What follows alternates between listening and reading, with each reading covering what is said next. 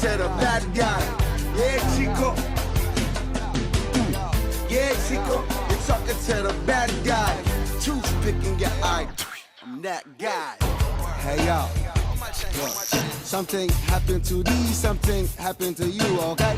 What's going on, everybody, man? We got a special guest here on SMACM World, man. Introduce yourself. Yeah, Stephen Campbell here, the Dean of Athletics at Mississippi Gulf Coast Community College. Appreciate you having me on, Man, man. I appreciate you coming, man. Me and him, I played for his dad at Gulf Coast Community College, man. I've known Stephen since he was around 12, 13 years old, man. Back in the day when I played, which was a long time ago. First of all, what I do when I bring my guests here, I give them their flowers, man. So first thing I want to say, man, I'm proud of the man you're becoming. I know your journey just begun, really being an AD over there about 5 years now. Really proud of what you put out, national championships, state championships. You've been able to help produce, keep that legacy going on at Gulf Coast, man. And I know this is just the beginning of. I can't wait to see what your career, what it's going to end up being, man. So I really appreciate you, man. Well, yeah, dude. I appreciate you pointing out all those great things, man. Yeah. It's not all butterflies and roses with Steve, but Right. I appreciate that. Yeah, man. I know. Mom and Dad is proud, man. Yeah. Definitely. So, man, let's get right to your journey, man. Let's talk about a little bit about your football career from high school to college, man. How did that go for you? So played at Stone High. So moved over here in middle school and played at Stone all throughout high school.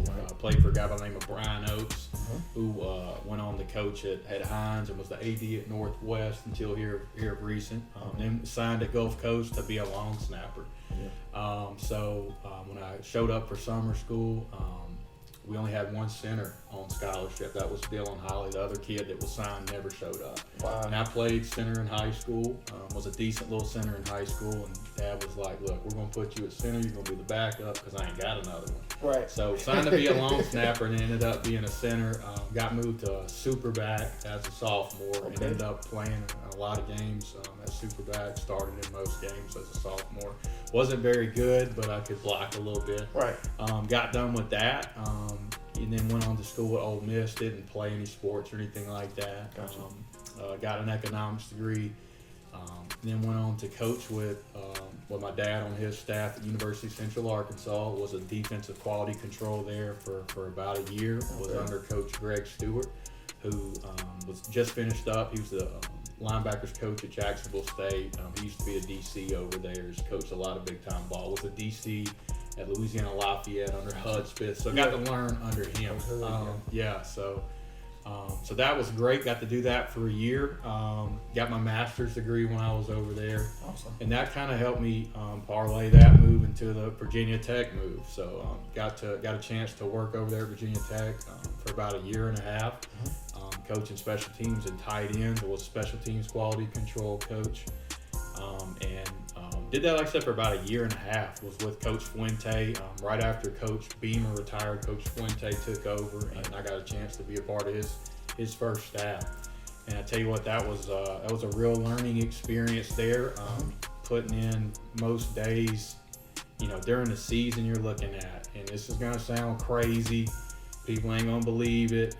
Working anywhere from good 14 hours a day to 15, 16 hours every day during the season. So when did you sleep about the other 8 hours? So, I mean, that was kind of what that was like. Yeah, so that was kind of my journey playing and then, going into coaching. Yeah, definitely. All right, I want to ask you a quick question, man.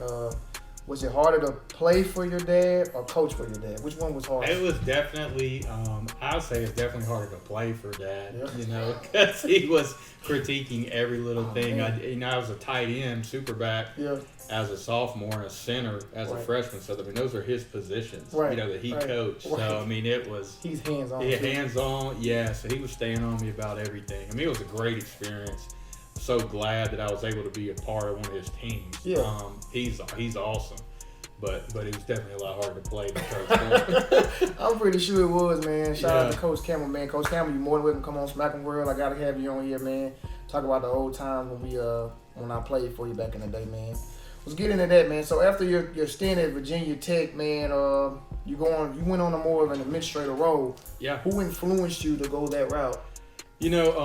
Or what influenced you? It's one of the things me and Dad always talked about growing up. He always, and my mom for that matter, they always kind of kept in my ear and said, look, you need to get as much of an education as you can while you're young. Get your master's degree. Get that knocked out. Because you never know. You may be the AD or head coach at Pearl River or Itawamba by the time you're 24, 25. Somebody's got to do it, son. Right. So make sure you got the degree to whenever that time comes, you can at least apply for the job. Right.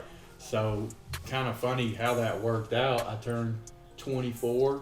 I had my master's in hand, had a couple of gigs already. Right. And, you know, the job at Gulf Coast came open. The AD job at Gulf Coast came open. And got to talking to my dad about it. And he said, hey, Steve, this job's open. I know you're coaching, but would this be something you may want to look into?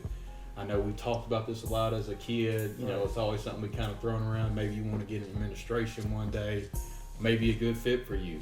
And, you know, during those talks, I would be like, it's probably a stretch for a guy my age, not having all that much experience outside of growing up and spending every single day on a college campus. Right. Actually working at a campus, I'd only had so many years doing that. Went through the interview process and came out, I guess, on top and was the AD at Gulf Coast. I got the call. I was 24 years old. So been working at Gulf Coast for the past 5 years. It's my 5th year. And it's really been, you know, a great journey. It's been challenging, right? When I first started, there was a lot that I didn't know. Absolutely. Because even if I had been an AD at another school in the league, there's going to be stuff that Gulf Coast does that's different than Pearl River does, or that Jones does, that you would have to learn.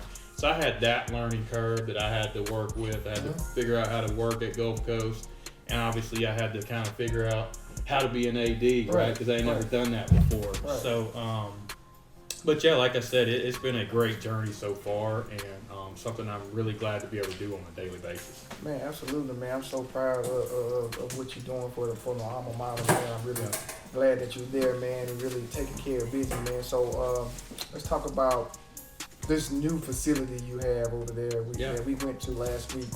Over $9 million spent, man. You can tell y'all did a great job of budgeting in the right places, man. New weight room, man. It was real beautiful, man. Tell me, how did it was you a part of that process? So when I started as the AD, they had already built the Kingston, or the football facility. I think they had been in it for one season. You know, and all the weight room and all that stuff was there. I guess the projects that I've been a part of since moving, becoming AD, has been the basketball facility. We're supposed to be finishing that up in September. I've been a part of the soccer field. We're getting that fully turfed right now. So that's a big project we're literally in the middle of right now. Was in the middle of the softball renovation of that stadium.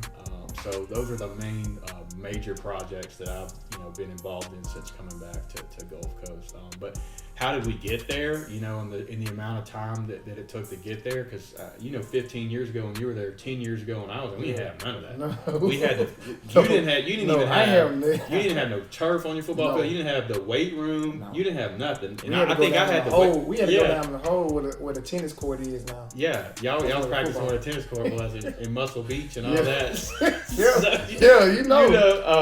But how do we get there? Like, Dr. Taylor, who's the vice president right now, he used to be the AD before me. He's been at Gulf Coast for 20-something years. Right. And he's been heavily involved in the decisions on the facilities, for the past 10, 15 years. And then obviously Dr. Graham, who's our president, I think she's been our president maybe 9 or 10 years. I'm sorry, I don't know the exact number, but I mean, she and him working together, and the rest of their executive council, and our board, they have just done a great job of, with coming up with that vision and then planning and finding a way to make sure we budget for that vision, because it's easy to come up with a vision. I want a big stadium. I want a big coliseum, and we're going to spend a whole bunch of money. Well, somewhere along the line, you've got to plan for all that stuff, and you can't just plan X amount of millions of dollars. Right. You can't do all that planning in 1 year or 2 years. I mean, that is a long plan that you have to establish. So I would credit it to our board and our vice president and president. Most definitely, man. Thank you for that, man. It really looked like I was telling one of my classmates, man, it really looked like a college now. Yeah. I'm saying like when I say college, I mean like, not necessarily junior college, but I'm saying like a Southern Miss State, Mississippi State, Ole Miss Field, Right. Jackson State. Like it's like when you come on the campus, it's like, man, this not what we had when Right. It's definitely a new feeling. And I've heard so many people, say that obviously throughout the years since I've been there. When we were there, we had hooks on like our locker room was just hooks on the walls. Yeah. Like that's what we had. Yeah. To see it go from that to where we're at right now, there's no comparison. And we do get that. You guys are D1. You guys are we get that all the time. They call it perk. I heard one of the kids say it's Perk University, man. Yeah. This is the perk. And I was like, man, Yeah. you're right, man. So listen, I want to kind of know what your vision is at your stint while you're there. What is a vision that you have for the athletic department for Mississippi Gulf Coast? Hard to say one thing or two things. What the vision is, things I want to make sure we establish and do on a daily basis. I want to make sure that our kids are academically sound, right? Like we have an award called the Hallbrook Award. They give that to the JUCO with the highest graduation rate each year. I want to win that award every year, or at least be competitive for that award every year. So that needs to be important because our main job is to get these kids graduated and on to the next spot. Gulf Coast is very rarely somebody's final step. Right. You feel me? So we want to make sure they're good academically. We want to make sure that our kids are staying out of trouble and our coaches are staying out of trouble. We want to have high character individuals surrounding that facility and that campus. And we want to win some games, right? I mean, a big part of why you would choose to go to Gulf Coast and be in athletics is to win games. We've done that. Yes, So we need to continue to do that. And if we're not doing that, then we need to reevaluate things. But so I would say, making sure we're academically sound and graduating kids, making sure everybody's acting right and not getting in any trouble and not making the logo look bad, and then making sure we're winning and then doing what we say we're going to do in athletics. That's our vision. That's what we need to accomplish on a regular basis.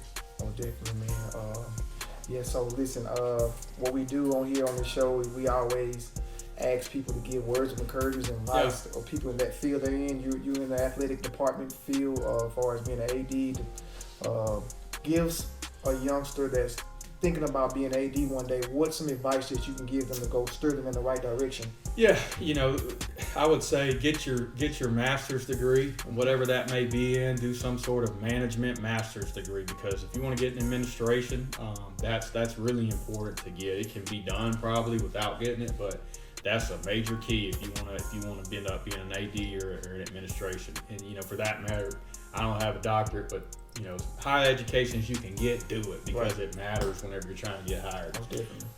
Also, go ahead and apply for a job, even if you don't think you have any shot to get it. Somebody's got to get the job, and everybody else ain't as smart as you think they are. You're probably just as competent as the next person, sitting right next to you, if you put in a good effort. So if there's a job open you want, apply for it and try to get an interview for it. You never know how that's going to turn out. Right, man. That's good. Yeah. News, man. Listen, I wish I could keep you here longer, man. I know you're a busy man, so I know you got some plans you got to do right now, man. But don't let this be the last time. I know we're gonna see you later on in this month, man. Don't let this be the last time to come on the show, man. Special guest here, man. Stephen Campbell, man, AD at Gulf Coast Community College, man. I'm Coach Boz. See you next time. Thanks, guys. Yeah, Chico, talking to the bad guy. Yeah, Chico. Yeah, Chico, you're talking to the bad guy. Toothpicking your eye. I'm that guy. Hey, yo. Look, something happened to these, something happened to you, okay?